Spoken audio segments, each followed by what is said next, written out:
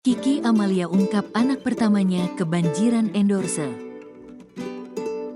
Artis Kiki Amalia diketahui baru saja melahirkan anak pertamanya, namun sudah kebanjiran endorse.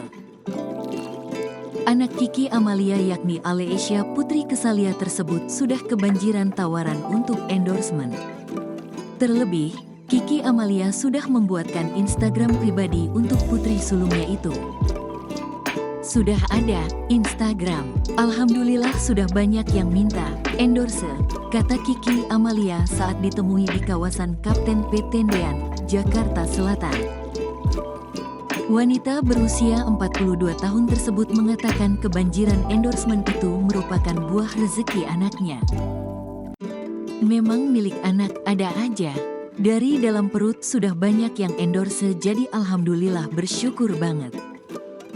Biar orang banyak mendoakan anak kami karena kami merasa lebih banyak yang mendoakan, lebih banyak berkah, jelasnya. Mantan istri Marcus Horizon juga mengaku mengurus anaknya sendiri tanpa bantuan babysitter. Menurutnya, dalam mengurus anaknya ada ikatan batin tersendiri.